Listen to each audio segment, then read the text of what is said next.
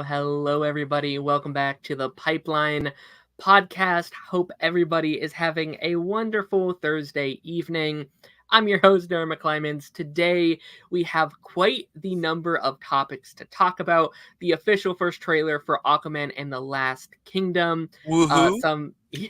Yes. Some somewhat interesting news about Lando, and after 15 years, we're going to be revisiting The Dark Knight and the Dark Knight trilogy. Today, I am joined by the one, the only Batman Ultra. Batman Ultra, how are you today? How's it going? I am doing wonderfully. I really like that whimsical music leading up to the podcast. I'm very happy to be here today and very excited to talk with you about some wonderful nerdy things. Absolutely, man. It is so great to have you here, obviously, with most of my guests on the channel. I haven't talked to you much prior to us kind of jumping into this call and chatting for a little bit. So I could just be a serial murderer. You could. You don't know. You absolutely could. You could. I mean, I don't know why one would get on a nerdy podcast, but stranger things have happened. 100%. I mean, you have like you have like a mask on currently, so I don't know what's happening there. But do you want to tell the audience a little bit about yourself? I am about to be 20 years old tomorrow. I want to write and direct for a living. I've written a lot more than I've directed. And I have a YouTube channel that barely has any subscribers. And I just love talking about art. I love art. I love comic books. The first movie I ever watched was the 1966 Batman movie. Ooh. First movie I ever watched, introduced me to comics, introduced me to Batman, introduced me to film. I mean, you can do with that what you will. It's either a really good thing to you or it's a really bad thing. But sure. And yeah, I'm just really happy to talk about nerd stuff. Absolutely. I love all the nerd stuff. I love that. Yeah, no, I love that. And I was searching through the people to like bring on, and I was like, all right, Dark Knight, who feels like maybe they would like, Batman? And like instantly I saw your profile picture and I saw your name, and I was like, well, he might like Batman. I don't know. it's like his name is Batman Ultra 7. He might kind of like Batman. It'd be really funny if you just hated him. You're just like, this guy sucks. This guy stinks. Maybe I'm just like I'm only a Terry McGinnis fan. Oh yeah, Bruce Wayne, suck it. Like, I am just burning Bruce Wayne action figures. I'm here for it. Alrighty, before we jump into our main topic today, we have some headlines. I was shocked how many headlines we had this week. Like, over the last 2 or so months, it's been really dry. Obviously, these strikes are going on. Oh, absolutely, yeah. And I also want to say, like, there's been a lot of rumors over the last, 24 hours about, it's ending today, and it's going to end today. At the point of us recording, it has not ended. Yeah, they met. I believe it was yesterday they met, and I think they're supposed to be meeting today too. I did a video on the strike because it's a cause that's very near and dear to my heart. 100%. And I think it should be important to anybody who appreciates the arts, who watches TV shows, watches movies, plays video games, what have you. I'd say this is the most important fight in entertainment in years. And this is a fight that has had to be fought forever. So yeah, I'm really passionate about that. Yeah, no, at least in my lifetime, this is I think the biggest threat to just entertainment, right? Yeah, and also I think the thing that needs to be highlighted is this isn't about this is about AI, but specifically it's not about the technology. It's about the manipulation of that technology to take people's jobs and to prop up, billionaires cash funds on the the backs of the people who are actually making the art that we love. 100%. It's so scary to just think about the fact that like these things that we love, the art that we enjoy, could just be taken away. Not just from us, but from the writers, from the actors. Yeah, like, I mean, look at like Infinity Train. Yes, like such a good show. Literally, one of the most animated shows in like decades. Just gonna say that outright. And it was just taken off the streaming service, taking off of, like, they stopped producing DVDs of it, which is the scary thing with media preservation, is that when they are putting TV shows and movies straight to streaming and not making DVD copies of it, literally the only way we have to preserve these shows and movies, and, you know, this is probably controversial, but really realistically, the only way to preserve it is piracy at this point. Yeah.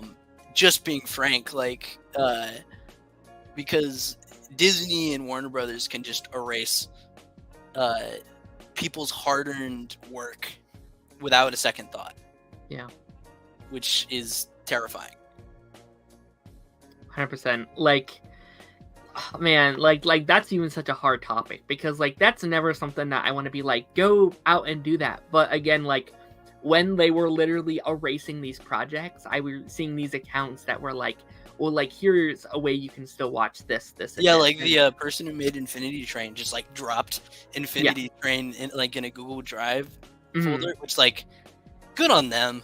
100%. Because more people need to see that show, and it's so good. It's so good. Like, imagine if that happened to like Gravity Falls or Owl House, or Amphibia, any of those, or She-Ra. Like, I think She-Ra's one of the best cartoons in like years. I could talk about it forever, but just like, imagine if it happened to Batman the Animated Series. Oh, can you imagine? Imagine if that was like crazy. JLU, the Dark Knight trilogy, for instance. Yeah. Like, this is where we're at right now, and I think not only the people who are making it, but the people who are consuming it should fight alongside them for the preservation of art. And I think what's even worse is like the Batgirl film and like Scoob, like those type of things break my heart. That makes me so mad, because one, Leslie Grace would have been an amazing Batgirl. And I was really excited to see Brendan Fraser as Firefly. And I literally watched In the Heights before all the news about Batgirl. So that like got me hyped up about Leslie Grace as an actress, which, like, it was heartbreaking to me. Absolutely heartbreaking to me. Yeah, no, it just blows my mind that you can spend years of your life working on a thing and them just being like, not anymore, and just takes that away from you. Like, that is mind-boggling. It shouldn't be able to happen. No, it's absurd. And honestly, my mindset right now is, I kind of hope that the studio system, following everything that's happening right now, kind of disintegrates, because I feel like that would lead to a much better system of creating movies and television shows and video games and all of that. A more independent industry, I think, would lead to much better treatment. Yeah, I mean, I definitely think there needs to be a big change across like the entire board. And like, I think either way, like, no matter what happens here, there will be, if that's like for the better or for the worse, like, things are changing 100%. There's gonna be some kind of change. Yeah. And what everybody is doing now is going to decide what that's going to be. 100%. Yeah. But as we were saying, we currently don't know what the outcome is. So hopefully by next week we'll know. Hopefully it's for the best. Hopefully we won. and people are getting better pay, and AI has like restrictions against it. That's the thing. Like AI scares me so much. Like that could like literally destroy art entirely. And I think it's already getting there. Like people are paying for AR over like real artists, and I do think we'll get to a point where people will realize that art is not just a visual, you know, an aesthetic. You know, it is a piece of a human being, and without the raw imperfections and just utter humanness, art ceases to be. 100%. Yeah. I can't imagine seeing a movie made by like 100% AI. Well, yeah, like I saw one guy who like was tweeting about movies are, Hollywood is so done, and shared like it's like AI art trailer for like The Great Gatsby or whatever, and it looked absolutely horrendous. Mm-hmm. Like people had like 15 fingers. Their hands were like shaping into their like hips or whatever, and everything looked inhuman. Yeah.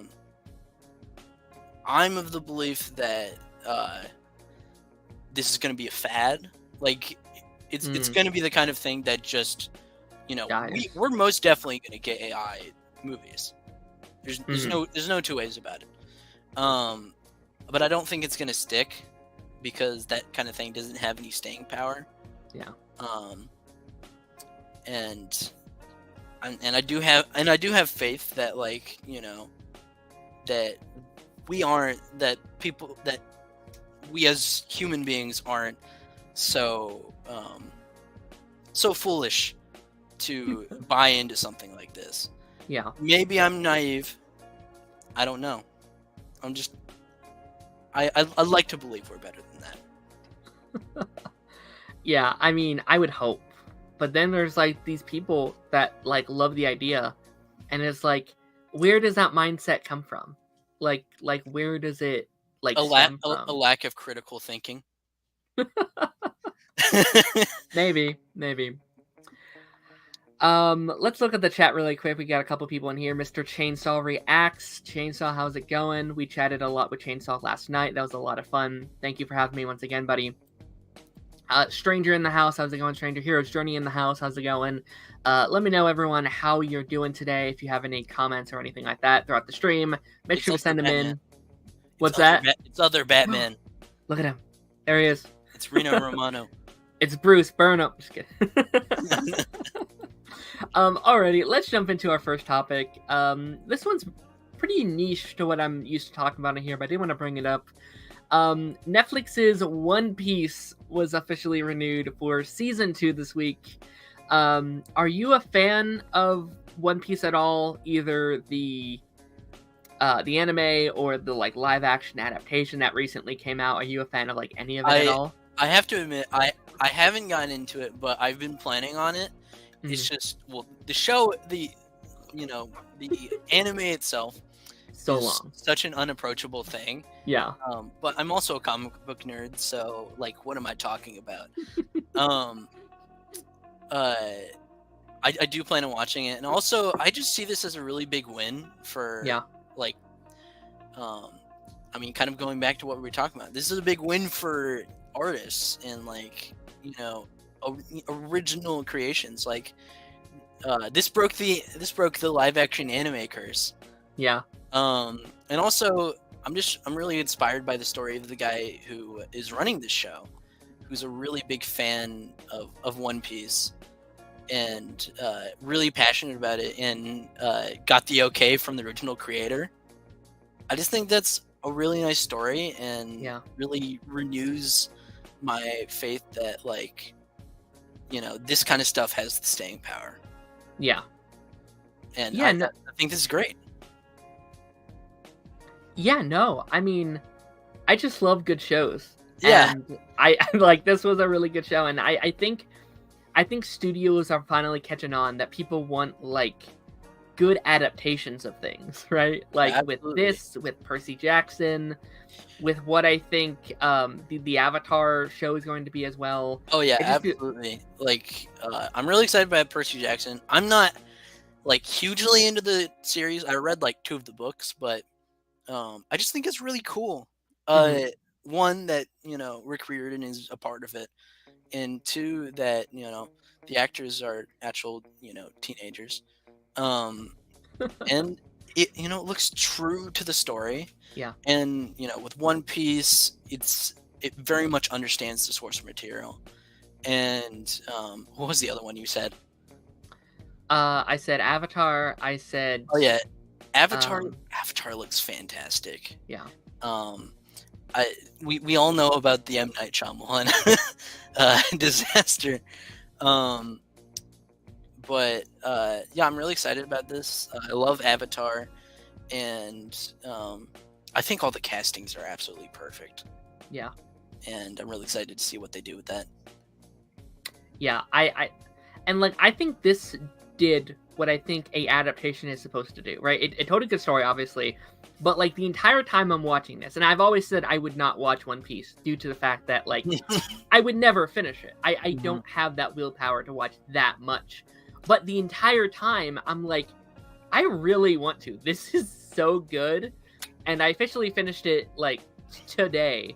And like, I was like, man, I'm thinking about it, but I can't do it. I'll just have to wait for season 2 to come out. It's it's doing its job as like an adaptation of something, is to get people to get into the original source material, but also tell its own story of its own merit, which it obviously has done by how much people are loving this show. 100%. Brittany says, what do you think One Piece did that allowed its live-action adaptation to do better than other Netflix has tried out? I think it's because they hired somebody who gets it. A true fan of the source material, but also an amazing creative mind. Yeah. Yeah, and like, I haven't seen the anime. I actually haven't seen many animes or any of the other ones they've tried in the past, but this, to me, it felt like a literal live action anime. Like, it felt like they let them be a anime and let them be crazy and be wild and go from its roots to like what I assume the original is. Yeah, absolutely. And I think it's also Netflix trusting them. Yeah. 100%. Like, Netflix is such a weird beast for me because they will put out some of the best stuff ever. Like, some of my favorite shows and movies ever made. And then they'll make the most numbskull decision. Lazy, weakest projects ever. And it's just like... I'm looking at you, Big Mouth. I'm looking at you. Don't let me talk about Big Mouth. I'll get too angry. Hero's Journey asks if you have a YouTube channel. You do it, right? I do. I love making YouTube. You can watch me if you want. If you don't like my voice, I wouldn't recommend it. But yeah, I love making videos, and I make videos about arts, movies, TV, comics. I'm not trying to do an advertisement on your podcast. I'm sorry. Oh no, that's totally fine. I clicked it for a reason. I want people. I mean, that's what my goal has been for this podcast over the course of the last couple weeks, at least, is the bring on other people for they can do that. They can be like, all right, here's what I have to offer as well, and I want everyone to go follow him as well. So thank you. Go do it. And like as talking with this, like I talk a lot about animation because I love animation. Yeah. Kyle Arking, how's it going, buddy? He said, hey y'all, One Piece is one of my favorite shows of the year, a charming and enjoyable series that never let me down. I agree. I think it's in my top 3 of the year so far. Yeah, I'm so glad that you loved it, Kyle. I'm just really glad that that something so passionate and with such a great love for the Mhm. source material, you know, came to be, because like it's hard for something like that to, you know, be made. 100%. It's a wonder. Kyle also talks about the Percy Jackson series that's coming up in a couple months. Now, they actually put out a trailer earlier in the week. It looks fantastic. Yeah, I didn't put it as one of our topics, mainly because I haven't watched the like trailer yet. I was like, you know what? I'm just kind of going blind, I think. Like, I've seen the movies, and I loved the movies as a kid because I had nothing else to go off of. But I learned from others that, like, maybe that's not the greatest adaptation of Percy Jackson. If you read the books, you won't like the movies.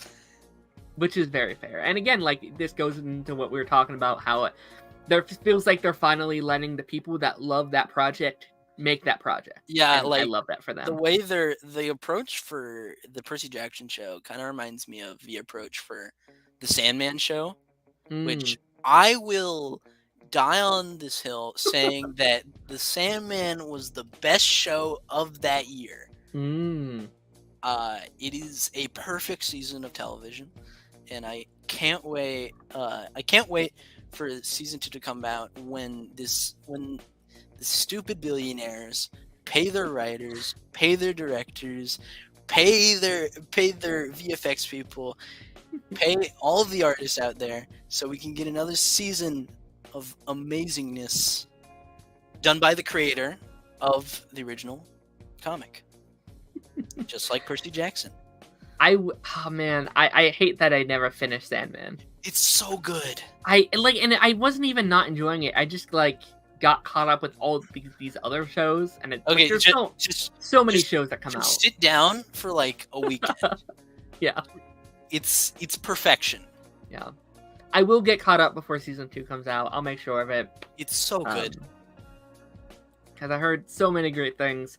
Alrighty, moving on to our next topic here. Donald Glover's Lando series has now changed to a movie. So this makes me so happy. So this is a story we've covered a couple of times by this point. I love Solo. I know that's a hot take for many. I think Solo's great. It's so much fun. I mean, like, perfect casting. They didn't have to like deep fake Harrison Ford. I'm not here to hate on the like Mandalorian stuff or whatever. Yeah. I don't care. But I thought it was perfect casting. It was a great story, like really original story. It was just really good Star Wars. Like, I love both of the Star Wars story movies. I think Rogue One is one of the best Star Wars movies. And Solo too, like, and I thought Donald Glover was one of the best parts of that movie, because he has such an incredible energy as an actor. I mean, we all know based on Community. He's so good. Also, I love him in everything I see. Also, he's just incredible. Like, I've been thinking about this a lot recently. You know, he went from Community, one of the best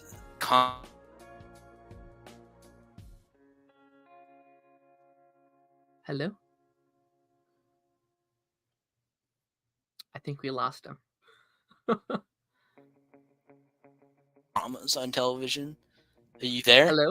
Hello? You like blanked out for like 30 seconds. Okay, you blinked out too. Oh, okay. What was the last thing you heard? I don't remember. Okay. Just like repeat the last like 2 sentences. Community.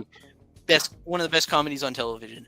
Became one of the most iconic rappers in the modern era, and he made one of the biggest dramas on television, Atlanta, and you know, he just hasn't stopped since. I agree. I think he's amazing. He's just insane. I have a theory that this movie will serve as a sequel to Solo. I could see that. I could for sure see that. Yeah, most definitely. Yeah, I think it would be cool to do like almost like a buddy cop movie, with Lando and Solo. Mm. But I also really want this to be like, Glover's movie. Yeah, 100%. I also I kind of have a theory as well, and this is like a like weird theory of mine, but this is the second in recent, like in the last year and a half or so, that a Disney Plus series has turned into a movie. First being with the Armored Wars with Rhodey inside the MCU. That's true. And I'm wondering if they're going to start moving away from like the Disney Plus shows. I think that would make sense because it has not gone well with fans. And I've mixed feelings about that. I think some of them are good, but also think the formatting of the seasons have been a bit wonky. Mm-hmm. Lando movie news is shocking to me. I am kind of curious because I've heard a lot of people say that this isn't a good idea due to how Solo did. But Solo came out at a weird time, right? Also, Donald Glover. Yeah. If you put Donald Glover as like the main actor in a movie, people will watch it. There's so much tying to that, like Community fans, Childish Gambino fans, people of Atlanta, so many different tying factors. And also, I think Donald Glover is just this guy. I think he could be a future kind of Tom Cruise kind of character. Ooh, sure. Like a one-man force that can just get people to watch or listen to whatever he's a part of.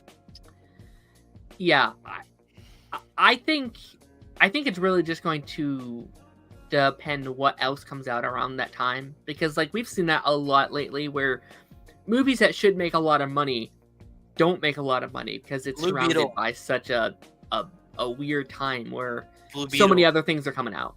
Yeah, 100%.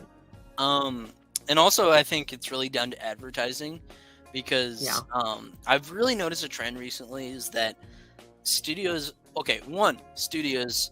are either really bad at advertising now, or they're very strategic about what they do advertise. Yeah. And I really hope they do advertise this, because this could be something really great. Sure. And also 100%. we haven't had a Star Wars movie since when was Rise of Skywalker? 2019? Well, that's a good while. It has. Yeah, 100%. I think I 100% think the first several Star Wars movies that come back are going to do amazing, because we've been so long without them. We've been starved. Yeah. 100%. So, okay, that would include, there was the Dave Filoni one, right? Mm-hmm. There's the one by why am I blanking on his name? The guy who did Logan. James, Manfield? James Mangold. Mangold, that's it. He's doing Swamp Thing as well. Yeah. Yeah. I'm so here for Swamp Thing. I am a huge Swamp Thing. But he's doing I think he described it as biblical. And then Filoni is probably going to do something that's going to be a sequel to Ahsoka. This is my own thoughts. Yeah. But those are the three movies that would be coming out, I'd assume. Yeah, they said so they had the Bible Star Wars movie about the first Jedi, right? Yeah, that's the Mangold one. Yeah, they said it's they got the sequel to the Rise of Skywalker with Rey. Is that still happening? I think so. They announced it only a couple months ago, so I assume so. Okay, cool. And then it's their Mandoverse movie as well, right? Which is supposed to be the ending of the Ahsoka, Mando, Boba Fett type thing, whatever. So I'm curious when they come out. Yeah, and then there's going to be I mean, this isn't a movie, obviously, but there's the John Watts Mm. John Watts Star Wars show, which is kind of, it's not really related to all the stuff Dave Filoni's been doing, Mm-hmm. which is interesting. 100%. 100%. Alrighty, let's move on to some Marvel news. This is kind of interesting over the course of the last Okay, 48. I'm gonna Go ahead. fight Marvel fans right now. Uh-oh. Cage match, all of you right now. This is really annoying. Not the budget thing. I don't care. Mm-hmm. It doesn't matter to me how much budget a movie has, because for like decades we had stellar mid-budget blockbusters. Yeah. It really doesn't matter, and also people are so quick to give up on this movie, which is so irritating to me, because I love all of these characters. I am so excited for this movie. Yeah, I'm like, so hyped. this is my most anticipated movie right now. Oh wow, okay. I mean, I would prefer the like 130. And I think like I never cared about budget before in my life. A movie's budget did not matter to me. And so this year, where the big budgets have been such a massive topic for people, and these like especially Disney has been putting out a lot of these like $300 million films, and them not being able to make half of it back. I was excited when I heard the like 130 number. I was like, yeah. Oh, they can make that back, no problem. The 200 a little harder for sure, and I heard they need to make what 400 million to make it even, to like make it all back. Okay, I'm just gonna watch this like 1,000 times then. Sure. I'll buy out theaters. I hope it does well. Like, it's such a weird time to be a Marvel fan. It's such a weird era for Marvel. Well, like, I feel very complicated about things, because everybody's like hating on Marvel, and there's some validity to that, but not across the board. Mm-hmm. Everybody hated on like Phase 4, and I kind of love Phase 4. Okay. I think all the movies, for the most part, are great. And a good amount of the shows are good. And I think I just think Marvel is kind of overhated right now. I do think the Marvel machine is not good. Mm-hmm. Like the over production of projects, like the mass amount of projects in a short amount of time, is no good. It's not a good idea, and they should cut back on that. But I also think 100%. We're getting a lot of good stuff. For one, Miss Marvel, great show. I'm a huge fan of Kamala Khan. I get the irritation with like the changing of her powers, but still a great show, and it made sense for the show. Mm-hmm. And this movie looks great, and I love all of these characters. And I'm really excited to see how they bring all of these characters together. And it looks like a colorful and really exciting and fun movie that has its own personality.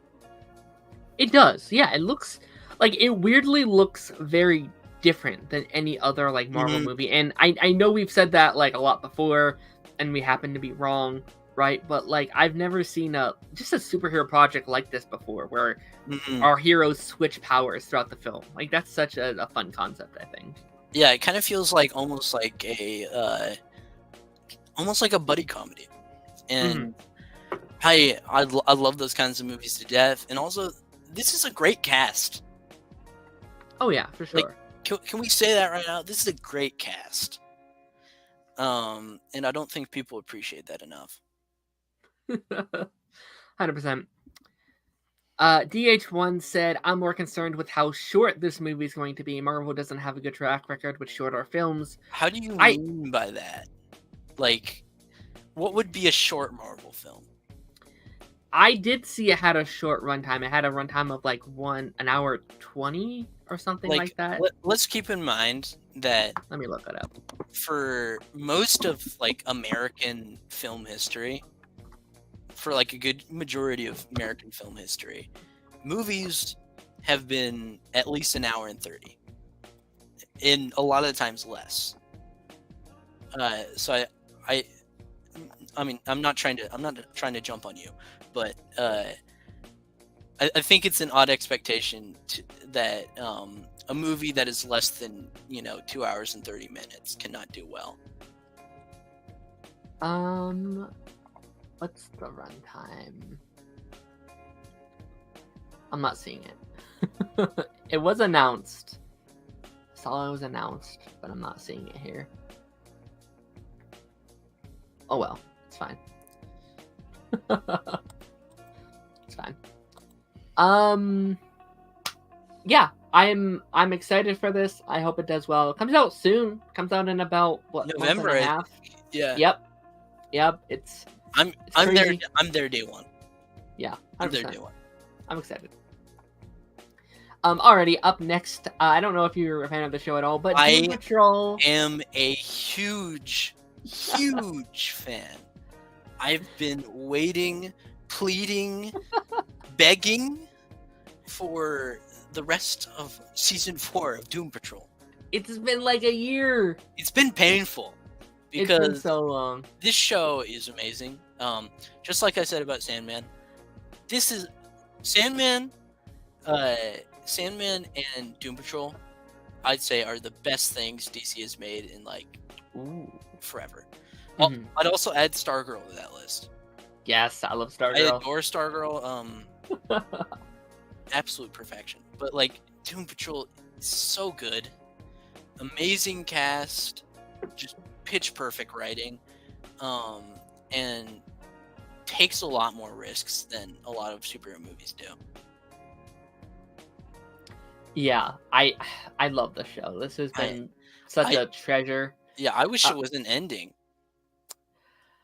I think it would have got one more season. And I think like Doom Patrol isn't a show that I would have wanted for like 7-8 seasons. Right? Oh, no, not 7 or 8 seasons. Because I think 5 was the cap for me. I feel like if we got more than like 5, it would have risked, downward spiral. Mm-hmm. And I would die before that happening. It's such a perfect show that like it would be painful if it went downwards. 100%. Yeah, I mean, I think it's like a situation where maybe they had more seasons planned, but it seems like they knew ahead of time that this was a possibility, and it seems like they planned for it. Because this season, to me, like unlike Titans, I don't know if you watch Titans at all. Unlike Titans, Doom Patrol feels like it could be the final season. Well, yeah. Also, I think with Doom Patrol is they were always kind of ready. Yeah. And they just had that kind of like perfect tight writing that they could have finished at any time. Yeah, true. I guess. I mean, maybe outside of season 2. Yeah, outside of season 2. Yeah, like I think season 2 is easily the weakest season, but like if that's your weakest season, you're like, good. Weak for Doom Patrol is like better than most. Still good. Yeah. Yeah, I'm just excited for it to finish. Like it's been so long. I will cry. Yeah, it's been so long since it ended in January. It's almost been an entire year. I'm excited for these guys to wrap it up to like do their dues. It seems like they planned for it to be the final season, so I bet it's going to absolutely kill it. The final episode is called Dun Patrol, I think. So I'm so ready. I'm so ready, but I'm so not ready. Yeah, I think I saw the like release date for October 14th, so it's coming up really, really soon, next month. That means we're getting the end of Doom Patrol and Spider-Man 2 in the same month. Yeah, absolutely. And Loki. And Loki. It's going to be a stellar month for... Gen V will probably still be going on. Oh, yeah, it definitely will be. Starts next this week, next week, really soon. My goodness, like we had a good month and a half of like nothing, and now these next couple of months are like crazy. Hey, we had one stellar comic book movie, Blue Beetle. Yeah, we had Blue Beetle, we had Ahsoka. That was kind of it for a while. Yeah. Already, the first trailer for Kite Man season 1 has been released. This kind of blew up the internet. This don't laugh at my guy, Kite Man. Hell yeah! I love Kite Man. He was one of my favorite characters on Harley Quinn. And I know a lot of people on Twitter don't like Harley Quinn, but I love that show to death. I think it's a great show. I think the reason people don't like it is because they take comic book characters way too seriously. And you know, I will argue this point all day long that the people who write Harley Quinn understand DC a lot more than most. Because to make fun of DC characters, you have to fundamentally understand them. And I think they do, for sure. They really do. And this show looks so much fun. I'm really excited to see the pairing of Kite Man and Golden Glider. I love Golden Glider, especially the Francis Manapul design. It's like just perfection. And also, I really liked her appearance on Harley Quinn, so I'm really excited to see that dynamic. Sure. Yeah, I don't know. I feel like I almost can't even talk about it because I love the show. I love the Harley Quinn show. Something happened this year though where I don't know. I haven't finished it. I've seen the first couple, and for some, you gotta finish it. I am planning on it. I do want to do like a stream on it within the next couple of weeks when I actually finish it. But I don't know. I don't. Maybe just like the gimmick wore off a little bit for me. But like I think the reason people hate the show so much is because I don't think they've seen people post the bad clips on Twitter, and that happens with every DC show. Yeah, all of them. They post the worst possible scenes. It's the whole Batman fan syndrome. The whole thing that's happening with Chip Zdarsky's run. It's like everybody's getting mad about Gotham War without waiting until Gotham War ends. Also, they're just cherry picking specific panels. And in the same way, they cherry pick specific scenes from Harley Quinn to say, "Oh, this is bad," without giving the full context. Sure. Because this is a great show. I think it's, as I said with Sandman and Doom Patrol and Stargirl, this is one of my favorite DC projects, and that's why I'm really excited for Kite Man. Yeah, I hope the show's good. I think because I'm not a massive fan of adult animated projects. Like typically those aren't my cup of tea. The Family Guy, South Park, kind of that genre typically is not my favorite. But what I think sets this apart, and again, it's the scenes that no one likes to share on Twitter, are just the genuine character moments that the show has. Yeah, Harley Quinn has really nailed the emotional resonance of these characters. When the show gets real, it gets real, and those moments feel really paid off because they're really good at developing these characters. It's a character focused show, and the people who are hating on it haven't watched the whole show. Because you got to see that progression. 100%. The first season is still my favorite season. It's pitch perfect. And her arc throughout the first season about just learning herself and who she is and trying to get out of that so good terrible situation is amazing. It's one of my favorite Harley Quinn stories. Just period. Oh, 100%. Yeah. I mean, I think she is my... It's tough because there's a lot of great ones, but she is probably my favorite. Yeah, it's tough, though. So good. I could talk about this show. I could talk about this show and this new Kite Man show all day. All day. Yeah, but Kite Man, hell yeah, which I love that they added the like hell yeah into They the needed actual to. title. They needed to. It's so funny. I, like, what do you think the show is going to be about? Like, what do you think the story is going to be? Because again, I haven't seen a lot of season 4. Is that something they set up at all? I'm not sure. But I'd like it. What I'd like it to be, and I don't want to put any expectations on the show, Mhm. but what I'd like it to be is, what Kite Man, like Kite Man is sure to have trust issues Mhm. after what happened with Poison Ivy. Yeah. And I'd like that to be explored with this new relationship with Golden Glider, and he's just this genuine nice guy. I mean, Kite Man really is. Which is why he's such a sweet guy. Yeah. And I really want to see that explored. Like, can Kite Man trust again? Mhm. At least for that should be the first season arc. Sure. Yeah, I guess my only real concern is I do want them to set themselves apart from the original show, right? Like, I don't want this to just be like Harley Quinn, but this time with Kite Man. Like, I want them to have their own style and their own kind of like formula with what it's going with. Absolutely.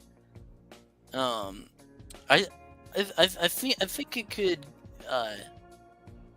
I think there's a very different way to go with it, because I mean, Harley Quinn is a very punk rock show. So, and Kite Man is a very different character. So, I mean, also you could really explore Kite Man trying to become a genuine villain. Sure. Like trying to make it big, which is like Well, Harley Quinn was at first. Yeah, kind of. It's almost like a reversal of season 1 of Harley Quinn. Sure. Yeah, it could be 100%. Yeah, I mean, next year, I was also thinking how funny it is. Next year really does seem like the year of villains.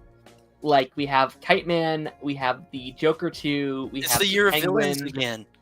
We have the Thunderbolts, we have Venom 3, like, we have Kraven, we have, Madam Web. Like, next year, man, it's all about the villains, I guess.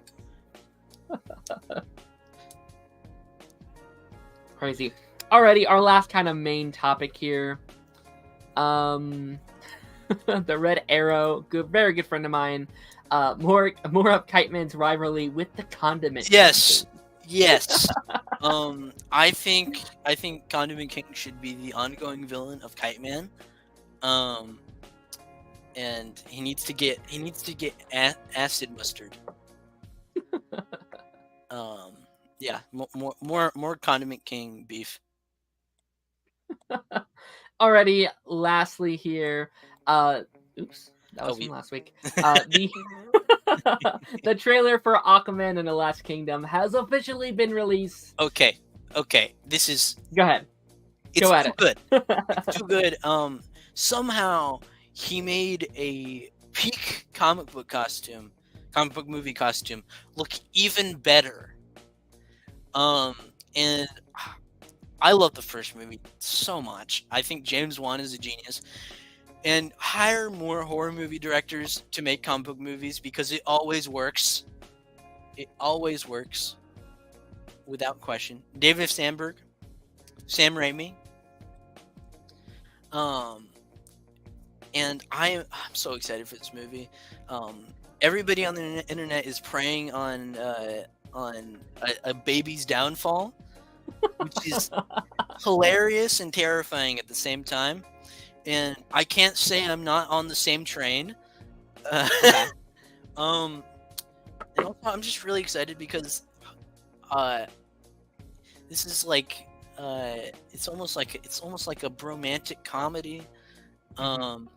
And it looks like such a beautiful movie. James Wan really knows how to translate comic books into live action. and he always leads from the heart. And I think this is going to be something really beautiful about this movie, and also really, this movie looks like the picture of what a sequel should be, improving on the original and also treading new ground or treading new water in the because it's Aquaman. And I really like that we're doing a dynamic with Orm and Aquaman, and also I like that it's centered on family because this is what the first movie was about, and it's going forward with that in a really new and unique way. And also, Black Manta looks awesome.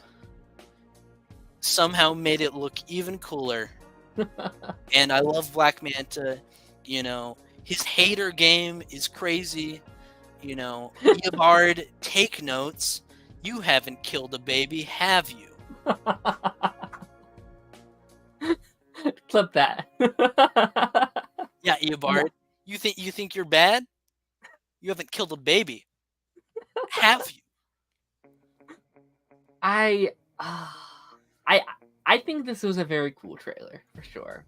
I think this trailer did everything right.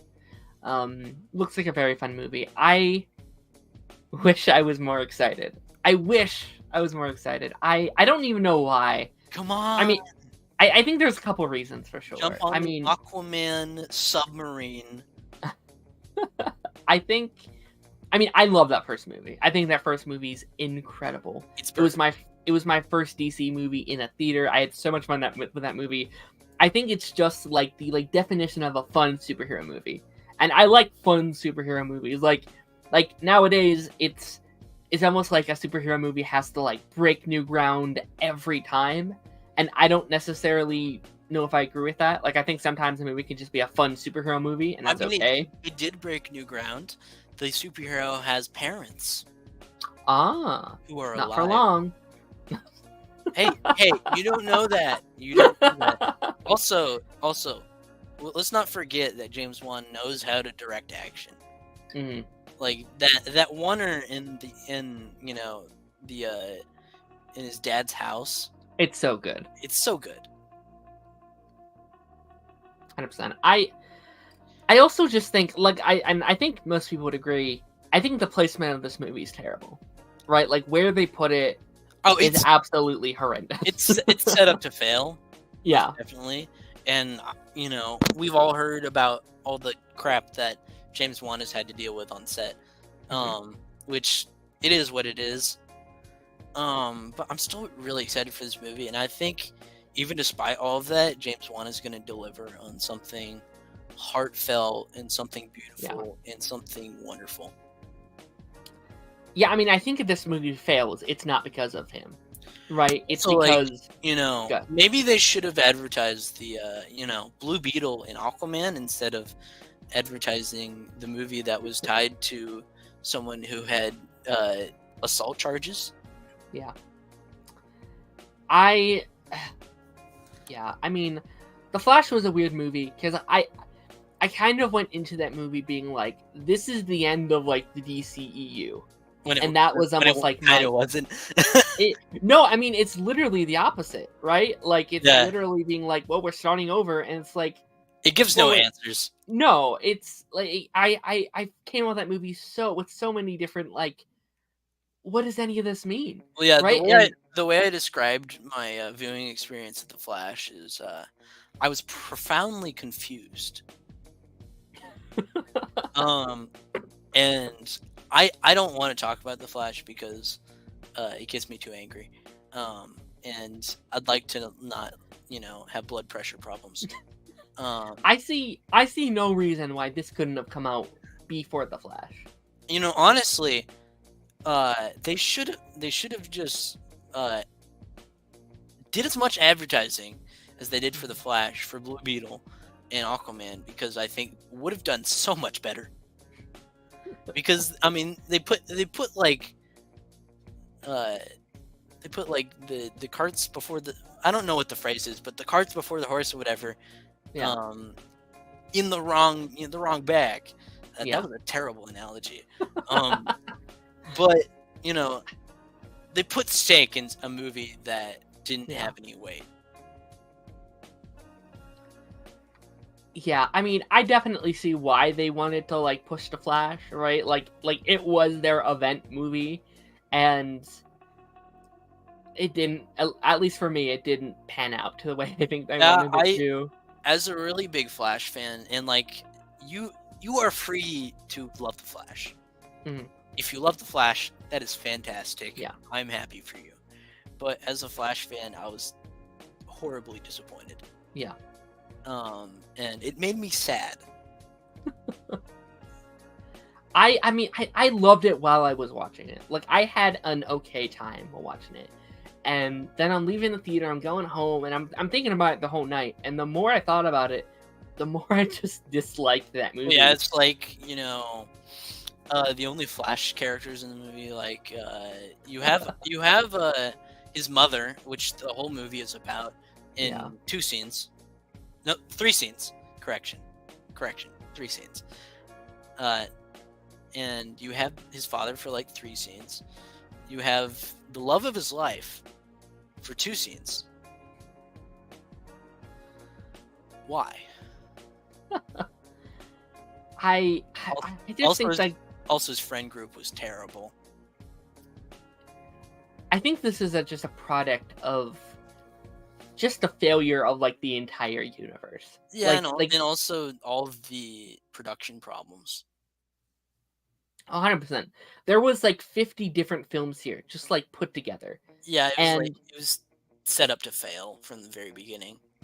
And that's why that's another reason I'm kind of afraid for Aquaman, because I think that might be a similar case. Like, we've heard so many different versions of the movie that's coming out. We've heard a Ben Affleck thing. We've heard so many different actors that were supposed to be in this movie.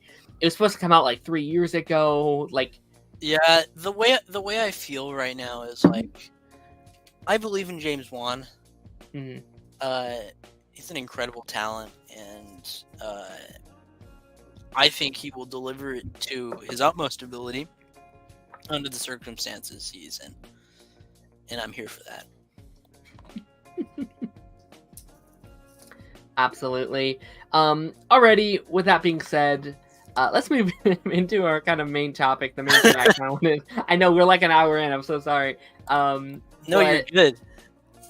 Yeah, as of Saturday, the Dark Knight turned 15 years old.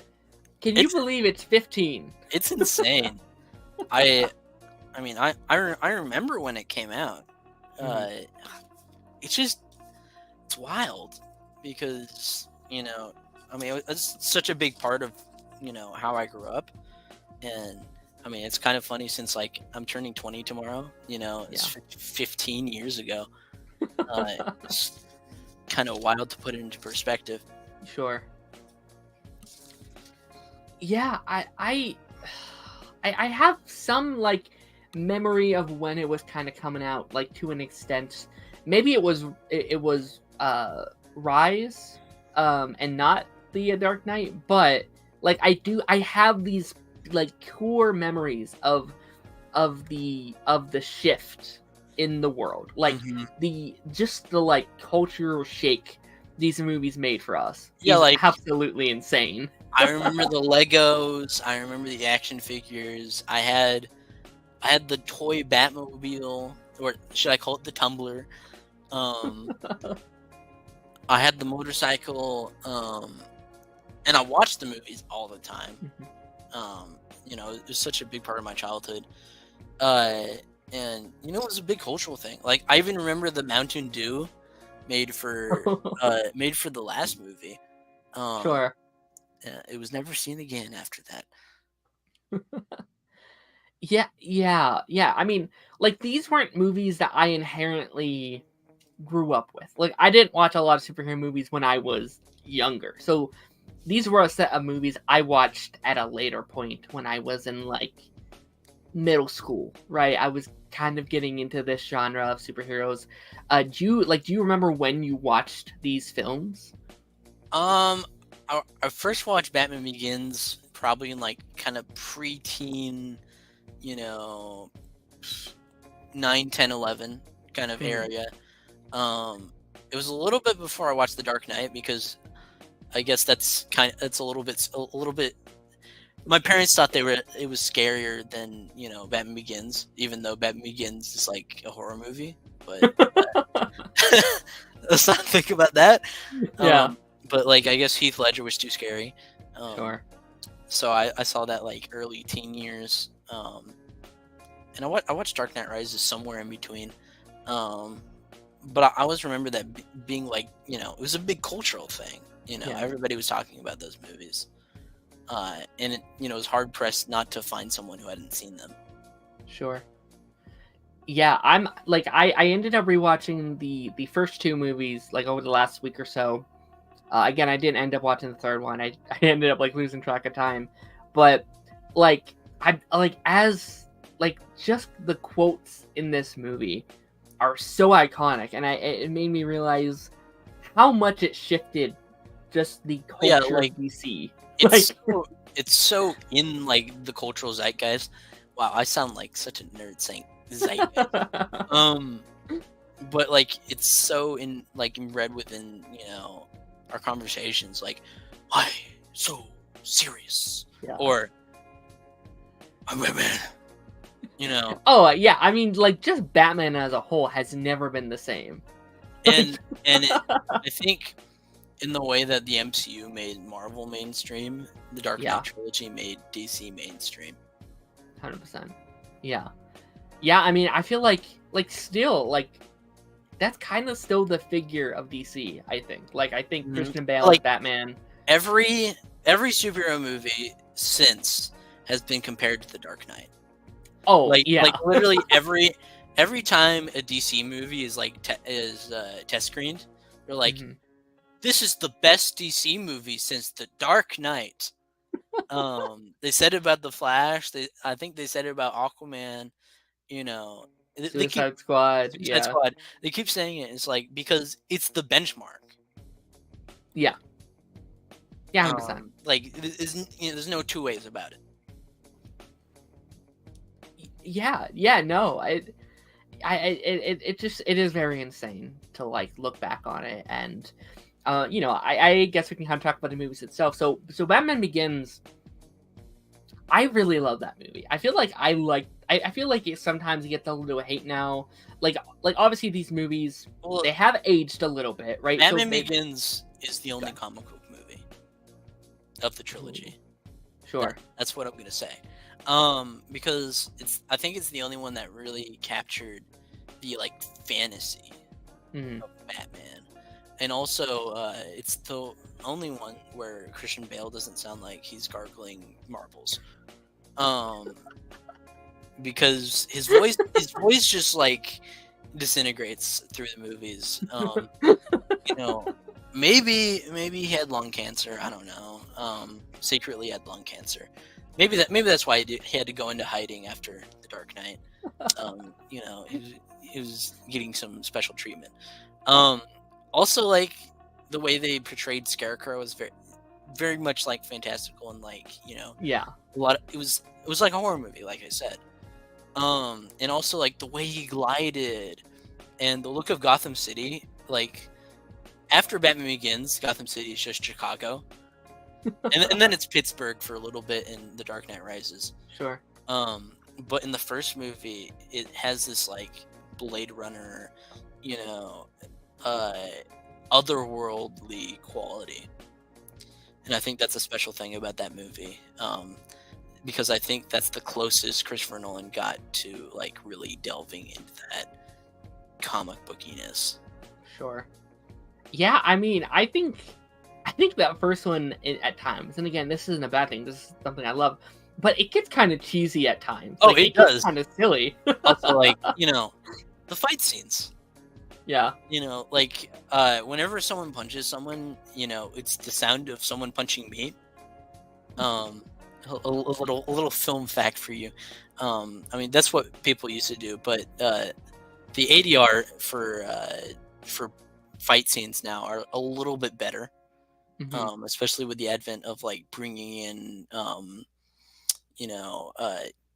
Japanese fight film choreography and sound into American film.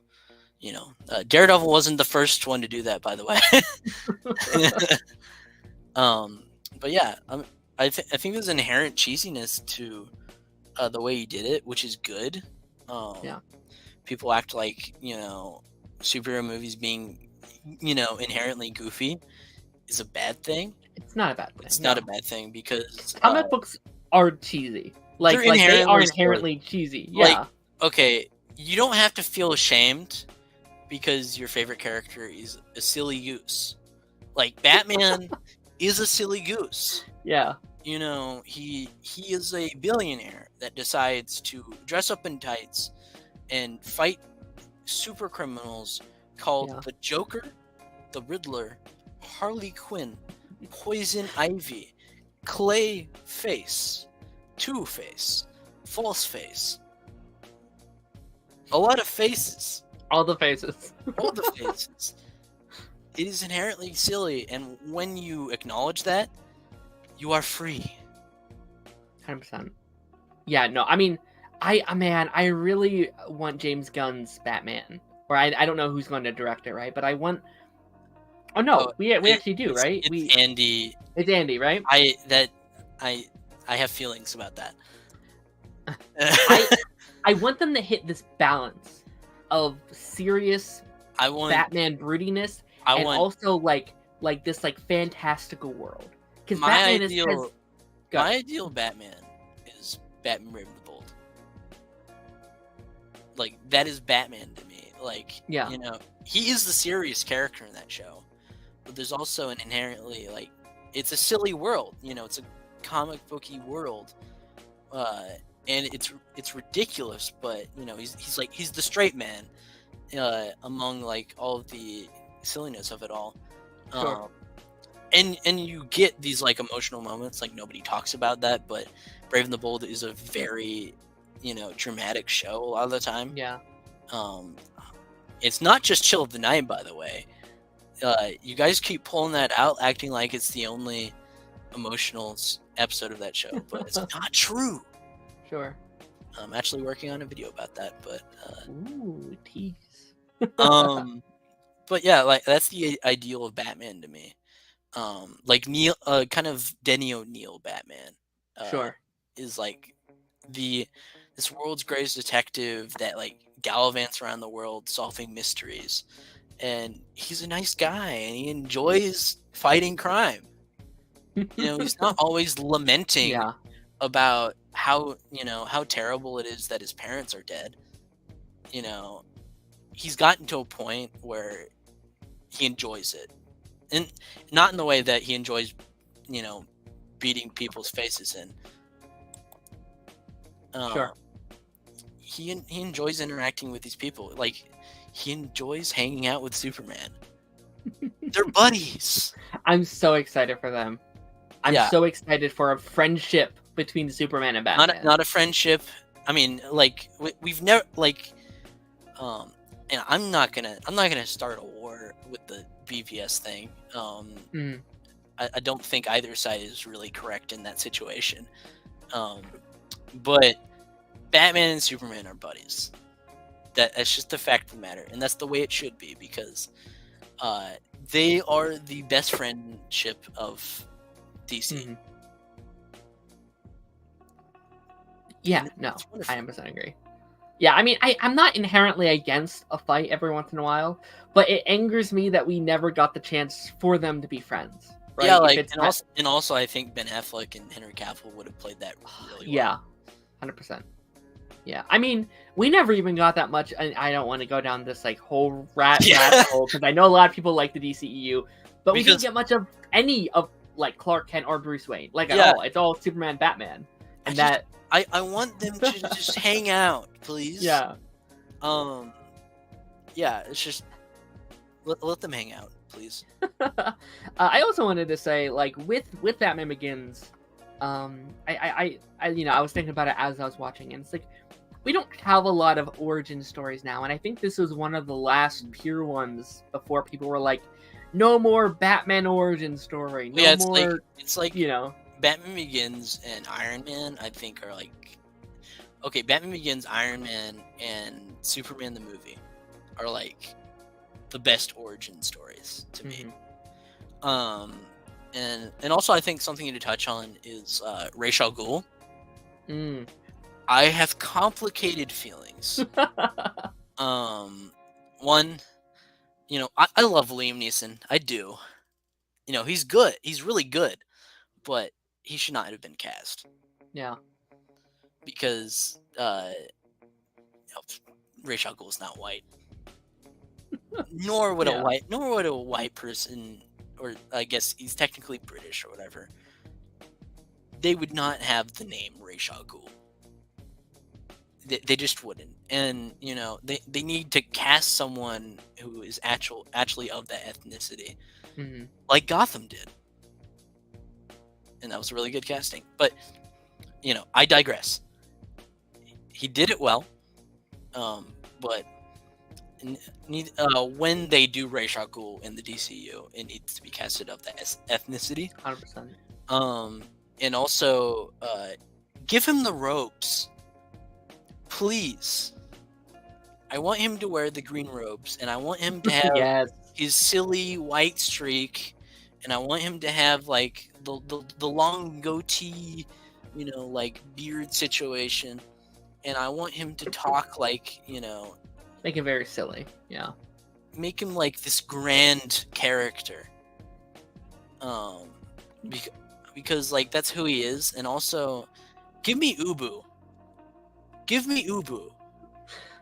I demand Ubu. Give it to him. I need Ubu. Alrighty, I want to read through chats before we move on to the Dark Knight. Yeah, let's not forget about these wonderful people. Absolutely. The Red Arrow, again, very good friend of mine. The Dark Knight and James Wan are both goats. You are right. Heroes Journey said, "Happy birthday, Bats." Yes, happy early birthday. I love you. You're my favorite person. Oh, I have been replaced. How dare you? The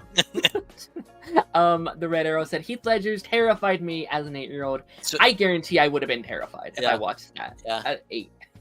Because he is terrifying. Like, I don't want to like jump too far ahead. Yeah, but terrifying. It's like an incredibly gripping performance. Especially, you know, in that when they're at that gala, and like Joker's just like grabbing people's faces, and just, you know, with the knife and everything. And Heath Ledger is incredible. I miss him dearly. One of my favorite actors of all time. And yeah, absolutely terrifying. Absolutely. Darth Chosen in the house. How are you, Darth Chosen? I will DM you later, buddy. Heroes Journey throws a hate in a take in the chat. Batman Begins is the best Dark Knight trilogy movie. Okay, here's what I'm gonna say. Batman Begins is the best comic book movie of that trilogy. Dark Knight is the best movie of that trilogy. True. Yeah. Man, like I feel like I think Batman Begins is the one I've seen the most. So I might have the most like personal thing with it. It's hard though, because like the Dark Knight's just, it's too good. I also have to say I prefer Katie Holmes as Rachel. No hate to Maggie Gyllenhaal. She's a good actress, but I did not like her in the role. Fairs. I was afraid to ask, but who is Ubu? Ubu is Ra's al Ghul's right-hand man.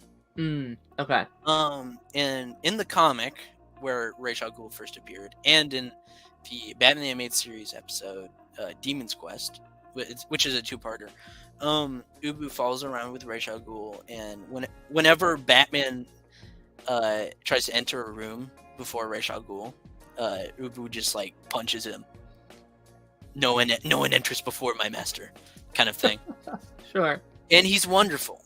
I love him, and we need Ubu. So there's the answer. Sure. Give him Ubu. Already moving into the Dark Knight, which I almost feel bad for like the other movies here because like it always steals the show. That's the one everyone talks about, and then the other two are like, oh yeah, they're there, right? But obviously, massive film. Like again, like we talked about, it was such a cultural shake. Just like, I mean, I feel like we almost have to start with like Heath, because he played like such a masterclass Joker, and I was thinking like I go ahead. He makes that movie. Oh, 100%. It is like, I think it is arguably his movie. It's a movie about the Joker first and then Batman second, I would say. Yeah. I mean, also it's just the fact that like Christian Bale cannot compare to Heath Ledger. Yeah.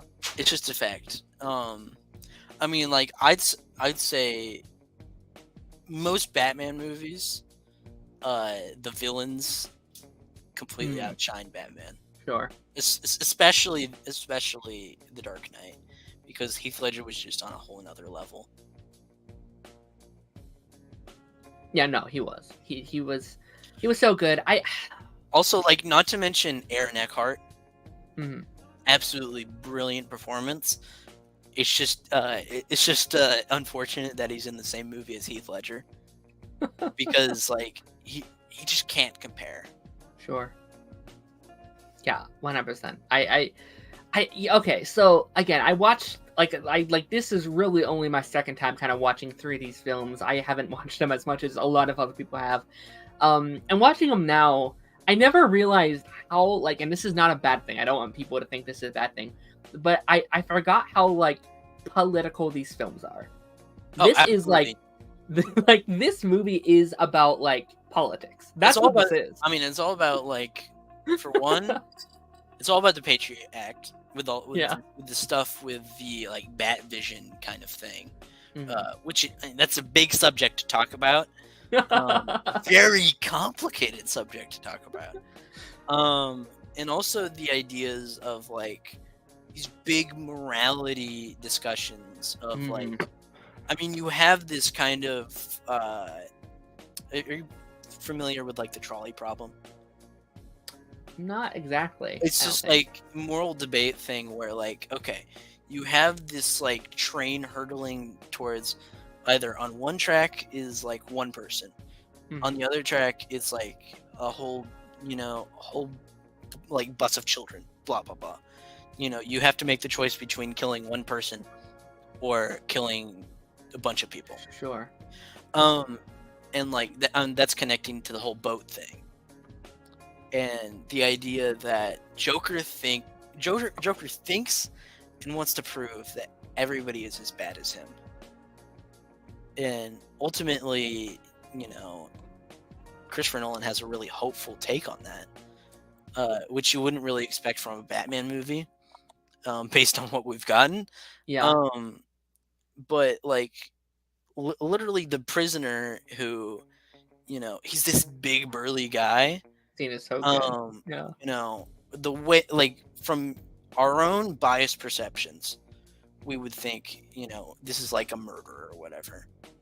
But he grabs the remote and just throws it because he knows his life doesn't matter more than the rest of them. Yeah. And he knows that their lives doesn't matter than all of the prisoners. And, you know, it shows that when going against complete odds and, you know, put with the problem in front of us, that, you know, human goodness can prevail. Yeah.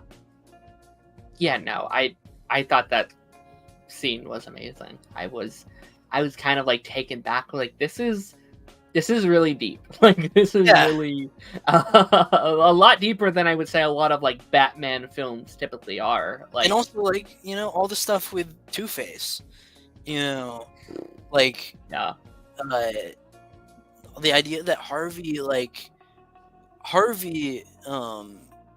Gordon and Batman were trying to still be good men. Mm-hmm. When faced against this anarchy and the unruliness of like evil in Gotham, and Harvey was the best of us. You know, that's what they say in the movie. Yeah. Harvey was the best of us, this like white knight, and he was ultimately corrupted. And Yeah. you know, Batman takes a sacrifice to preserve that, you know, almost angelic figure. You know, kind of in the same way that, you know, the corruption of like politicians in our own world can really destroy our belief in, you know, higher powers.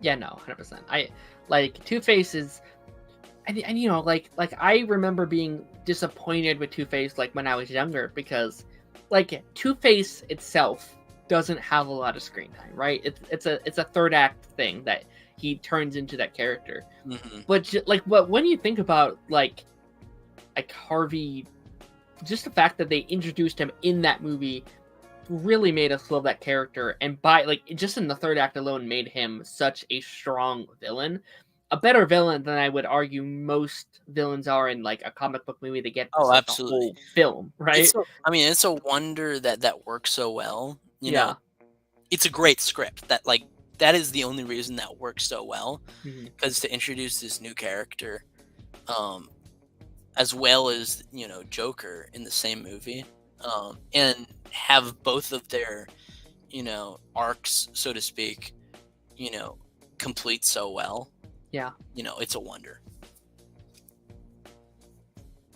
100%. I just think as a whole, it's still, it just holds up very, very well, I think. And Absolutely. You know, like these movies definitely do have that like 2000 feel to them. Like you can definitely tell the era it came from, but I think it does age incredibly well. And then also we have the Dark Knight Rises, which is the one that I didn't get to rewatch going in, so I'll mainly let you kind of take over from, you know, for this part of it. But what are your kind of opinions on that one? I think it's a very complicated beast. Again, same thing with Ra's al Ghul. Bane is not a white dude. And also, you know, the whole like character of Bane being this like this wrestler, you know, persona, you know, really adds this incredible layer, and an incredible layer of you know, this is an incredible like physical match for Batman. Yeah. But also the idea that Bane is the smartest man in the room, as well as being the strongest. Which, like, I think they expressed that decently well, but not as well as I'd like. I also don't. I'm not the biggest fan of him being part of the League of Shadows. Yeah, sure. That was definitely very different than like what I'm used to Bane being. It kind of makes him feel less because he's kind of a crony. I do really dig the arc they have for Bruce in this movie. You know, the whole all the aftermath with like Bane breaking his back and him having to heal and overcome, you know, these odds, and the whole theme of like, I mean, it really goes back to the first movie. Why do you fall, Bruce? So you can pick yourself back up. And the idea of perseverance and sacrifice. Like, you know, that question that Catwoman asks in the movie, you know, you've given them everything. You know, they don't deserve you. And he's like, I haven't given them enough. And that's the idea of Batman. It's just, you know, it's tragic because, like, he's going to keep giving his all day in and day out. You know, he will keep on sacrificing himself for the good of Gotham City, even though ultimately, you know, it might be a fool's errand. You know, it might not get better, but he's still going to try. Sure. And I think that's what's so good about this movie. Because I think what Nolan is best at is this like thematic, like tying the theme to the character, and threading in all of that stuff. Also have to, you know, give hats off to like Jonathan Nolan also, who worked on the script of like all of these movies. And just really getting the big picture of what Batman's about.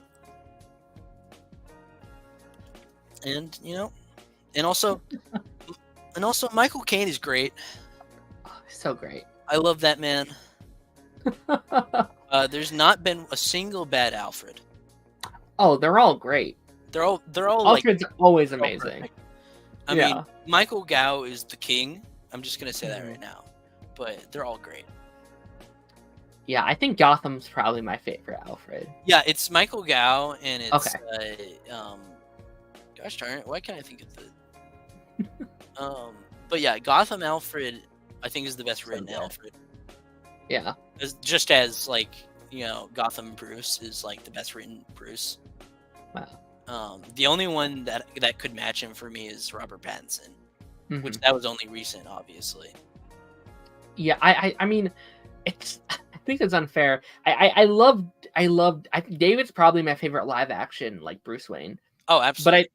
But I think that's mainly because we spent 5 seasons with them. Like I think like TV. I just love like TV. Like I talk about that all the time. Like TV is that's like I love TV. I think that's the best way to tell these characters. I adore the television format. And also like television is the best way to tell a superhero story because you know what superheroes came from? Serialized storytelling. Yeah. Which is what TV is. You know, TV is the perfect parallel to the comic book, you know, format. Yeah. And I don't know why people don't get that. Like, that's why My Adventures with Superman is so good. Chef's kiss. That's why so good. Superman and Lois is so good. That's why Stargirl is so good. That's why Sandman is perfection. And that's why Doom Patrol is so fantastic. Yeah. Like, these characters are made for these ongoing stories. And I will scream from the rooftops about that all day. Because it's amazing. And also Gotham is fantastic. And anyone who doesn't like it, you clearly haven't watched it. Oh, he told you. I will get in a cage match about Gotham. Well, with all of that being said, Batman Ultra, thank you for coming on here. Thank you for chatting with me. This was so much fun. I had such a great time talking with you. I had a really good time. I love screaming about nerd stuff. Absolutely. We will have to have you on again at some point in time. I'd absolutely love to. This is kind of the part of our show where I kind of just ask our guests, do you have any things you want to shout out? Do you got any updates? I know you run a YouTube channel. You tease a couple things. Do you have anything you want to? Yes. Okay. I have a Batman Brave and the Bold video coming up. I've been working on it for a while. Also, if you haven't checked out the Puss in Boots video that I worked on for 6 months, please watch it because I spent too much time on that video. I need to like justify that. Also, please check out when my podcasts are coming out. I have a podcast called Coffee Table Conversations, where I, talk with people in the arts or just, normal people.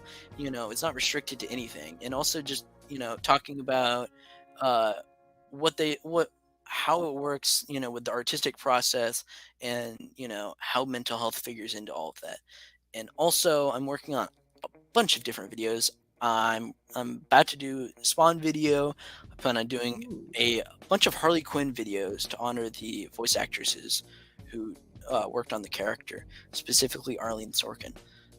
And also, I'm working on screenplays.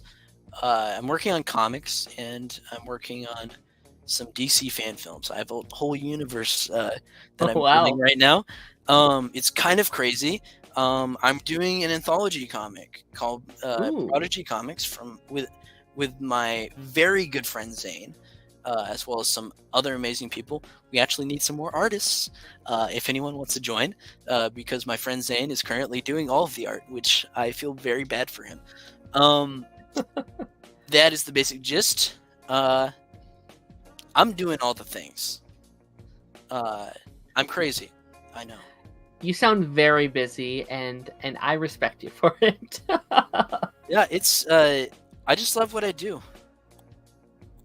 That's good, man. That's amazing. It's really good to keep busy, and that like it sounds like you have such powerful dreams and so many great stuff. I'm So a very I'm passionate person. absolutely, I will have to check some of this stuff out. But guys, again, thank you so much for watching. Thank you for everyone who was in the chat today. Red Arrow was here. Hero's Journey was here. Darth Chosen was here. Yes. We had a bunch of people. Lance was here.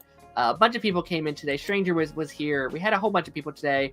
Thank you, everyone. Kyle is here. Thank you, everyone, once again for popping in. We should be back next Thursday with Gen V.